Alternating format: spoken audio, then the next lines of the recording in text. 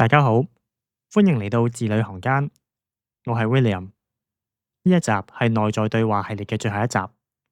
當我哋遇到挫折，心入邊覺得好難受嘅時候，我哋最常聽到嘅建議就係揾個人出嚟傾下，傾下就會舒服啲喎。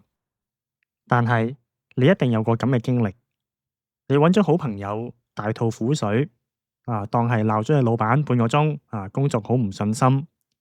當時你會覺得好爽，但係當你熄咗電話之後，你會發現你心入邊嗰團怒火可能燒得更加旺，甚至成晚都會諗起你老闆嗰副討厭嘅嘴臉。咁究竟點解會咁呢？ Evan 喺書入邊講，呢個係一個非常危險嘅社交陷阱，叫做共同反芻。咁乜嘢係共同反芻呢？反芻就係指動物將胃入邊半消化嘅食物返回個嘴入邊，再次咀嚼嘅一個現象。咁我哋日常生活中入邊咧，好多動物咧都會有反芻呢個現象嘅，譬如牛啊、羊啊、鹿啊，都會將佢哋胃嘅食物咧倒流翻到個口腔入邊，跟住再重新去咀嚼。咁咧呢啲嘅咀嚼係幫助佢哋去消化嘅。去翻我哋嘅理論啦，咁我哋共同反芻就係當你揾你朋友訴苦嘅時候。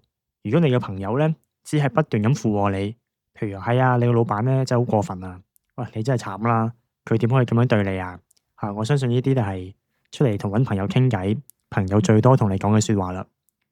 呢啲說話聽起嚟好溫柔啊，但係心理學入邊研究發現，呢種咧只係提供情緒支持嘅對話，實際上係鼓勵你不斷重溫嗰段痛苦嘅經歷。你哋兩個喺埋一齊，就好似將嗰啲充滿住毒藥嘅草。放落個嘴度咀嚼，然後吞入個胃入邊，最後反芻翻去翻個嘴入邊，咁再咀嚼，不斷如此重複做落去。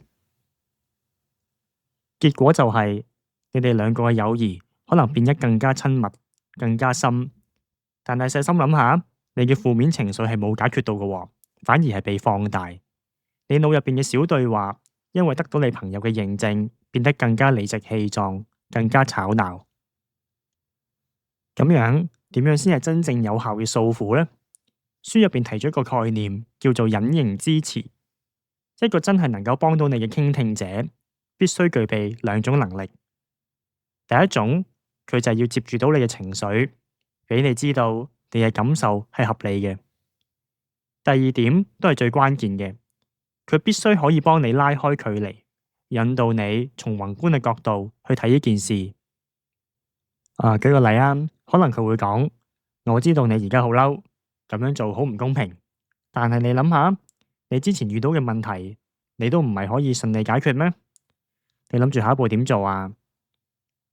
其實就有少少似我哋前幾集學到嘅兩個技巧，就係距離化自我對話同埋心靈時光機。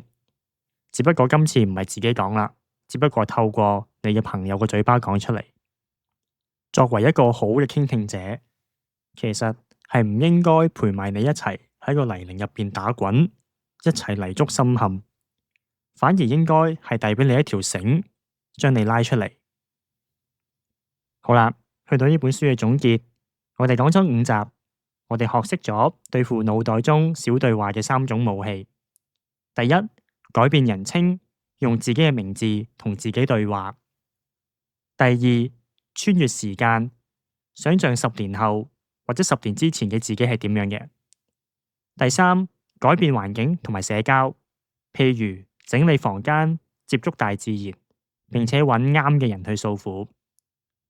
呢本書並唔係要我哋消滅內在嘅聲音，因為嗰把聲音亦都係我哋思考、規劃未來嘅工具。所以問題唔在於我哋腦入邊有聲音，而係我哋俾咗邊個人去做主角，攞咗支咪去講說話。下次當你又想揾人抱怨，或者當你嘅朋友嚟揾你大吐苦水嘅時候，請你停低諗一諗，你哋而家係一齊想揾出口啊，定係只係共同挖嘅一個更加深嘅窿，泥足深陷呢？學識同自己嘅內在聲音相處，係我哋人生嘅功課。希望出體呢本書可以幫你將腦入邊嘅惡魔重新變成你強大嘅盟友。下次我哋會開一本新書，呢度係字裏行間，我哋下次見，拜拜。